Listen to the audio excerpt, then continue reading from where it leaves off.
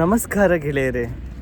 ಬಹಳ ದಿನಗಳ ನಂತರ ನಾನು ಹಾಗೂ ನನ್ನ ಫ್ರೆಂಡ್ ರವಿರಾಜ್ ನಾವಿಬ್ಬರು ಫಿಶಿಂಗಿಗೆ ಹೊರಟಿದ್ದೇವೆ.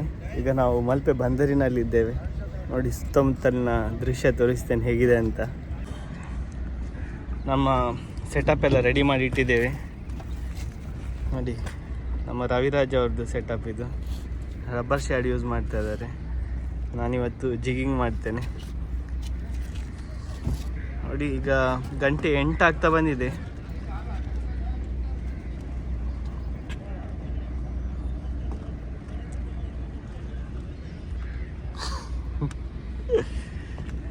ಈಗ ಹೊರಡೋಣ ಮತ್ತೆ ನೋಡೋಣ.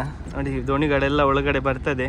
ಬೆಳಗ್ಗಿನ ಜಾವ ಸುಮಾರು 3 ಗಂಟೆ ಹೊತ್ತಿಗೆ ಹೋಗಿರ್ತಾರೆ ಇವರೆಲ್ಲ. 3-4 ಗಂಟೆಗೆ ಫಿಶಿಂಗ್ ಮುಗಿಸಿ ಹಿಂದೆ ಬರ್ತಾ ಇದ್ದಾರೆ. ನಾವು ಹಾಗೆ ಹೋಗೋಣ ಮುಂದೆ.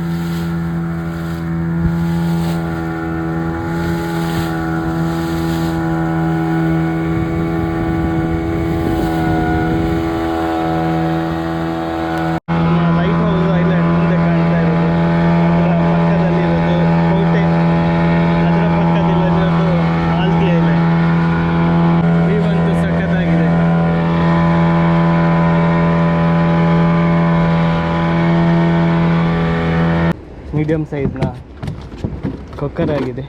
ಜಾಯಿಂಟ್ ಟ್ರೇಯಲ್ಲಿ ಸೈಜ್ ನೋಡಿ ಸುಮಾರು ಅರ್ಧ kg ಆಗ್ಬೋದು.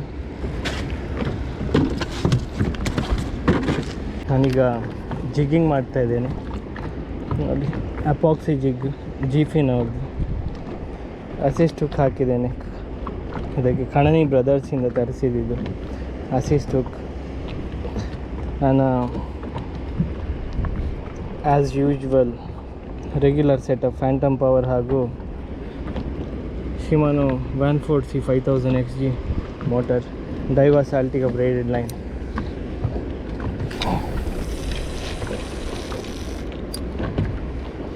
ಮೀನನ್ನು ಇಲ್ಲೇ ನೀರಲ್ಲಿ ಬಿಟ್ಟಿದ್ದೇವೆ ನೋಡಿ, ಅಲ್ಲಿ ತೇಲಾಡ್ತಾ ಇದೆ ಅಲ್ಲ ಅಲ್ಲಿ. ಹಾಗೆ ಇರಲಿ, ಮತ್ತು ಅದು ಮನೆಗೆ ತಗೊಂಡು ಹೋಗುವಷ್ಟರಲ್ಲಿ ಫುಲ್ಲು ಡ್ರೈ ಆಗಿರ್ತದೆ. ಈಗ ಬಿಸಿಲು ಪ್ರಾರಂಭ ಆಯಿತು. ಅಂದುಲೈ ಪೈ ನೋಡಿ, ಇಲ್ಲಿ ಬೋಟ್ಗಳೆಲ್ಲ, ಒಂದು ನಿಮಿಷ ರವಿ, ನೋಡಿ ಇಲ್ಲಿ ಬೋಟ್ಗಳೆಲ್ಲ ಒಳಗಡೆ ಹೋಗ್ತಾ ಇವೆ. ನಮ್ಮ ಮಲ್ಪೆ ಕೋಸ್ಟ್ ಗಾರ್ಡ್ ಅಲ್ಲಿ ಅವರದ್ದು ಬೋಟ್ ನಿಂತಿದೆ ನೋಡಿ, ಅಲ್ಲಿ ದೂರದಲ್ಲಿದೆ ಕೋಸ್ಟ್ ಗಾರ್ಡ್ ಬೋಟ್.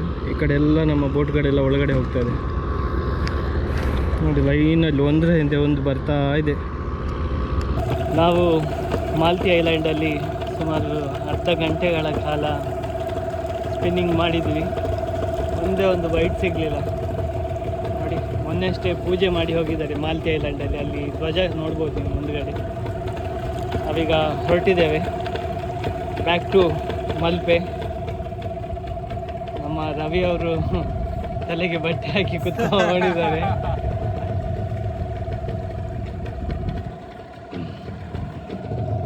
ಈಗ ಗಂಟೆ 10:30 11 ಆಗ್ತಾ ಬಂತು. ಒಂದೇ ಒಂದು ಕೊಕ್ಕರ್ ನಾವು ಬಂದ ತಕ್ಷಣ ಸಿಕ್ಕಿದೆ, ಆನಂತರ ಏನಿಲ್ಲ. ವೆದರ್ ಚೆನ್ನಾಗಿತ್ತು, ನೀರಿನ ಕಂಡೀಷನ್ ಕೂಡ ಒಳ್ಳೆಯದಿತ್ತು. ಏನಂತ ಗೊತ್ತಿಲ್ಲ, ಫಿಶಿಂಗ್ ಆ್ಯಕ್ಟಿವಿಟಿ ತುಂಬ ಲೋ ಇದೆ. ಹೊರಡೋಣ.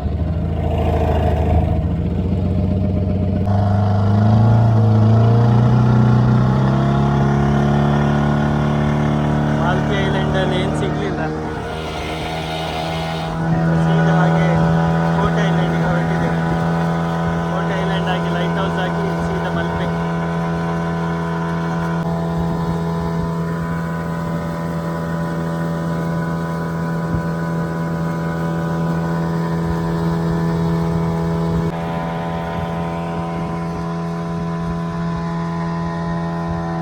ಮಲ್ಪೆ ಪಡುಕೆರೆ ಮುಂದೆ ಕಾಣ್ತಾ ಇರೋದು, ಆ ಕಡೆ ಮಟ್ಟು ಬೀಚ್. ರವಿರಾಜ್ ಅವರು ಒಂದೆರಡು ಕಾಸ್ಟ್ ಮಾಡಿ ನೋಡ್ತೇನೆ ಅಂತ ಹೇಳಿದ್ರು. ಈ ಕಲ್ಲ ಹತ್ರ ಮೀನುಗಳಿರ್ತವೆ.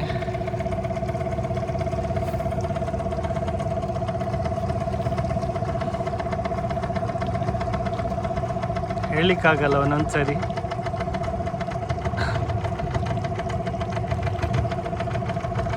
ಒಂದೊಂದ್ಸರಿ ಅದೃಷ್ಟ ಚೆನ್ನಾಗಿದ್ರೆ ಬೈಟ್ ಸಿಗೋವಂಥ ಚಾನ್ಸಸ್ ಇರ್ತದೆ.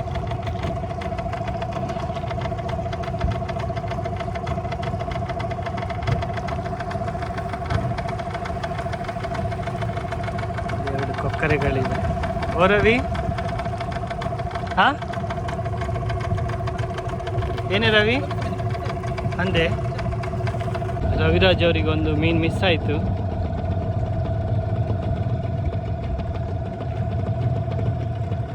ಏನಂತ ಗೊತ್ತಿಲ್ಲ. ನನ್ನ ಒಂದು ಕೈಯಲ್ಲಿ ಮೊಬೈಲ್ ಇತ್ತು, ಹಾಗೆ ನನಗೆ ತಕ್ಷಣ ರಿವರ್ಸ್ ತೆಗಿಲಿಕ್ಕಾಗಲಿಲ್ಲ ದೋಣಿ.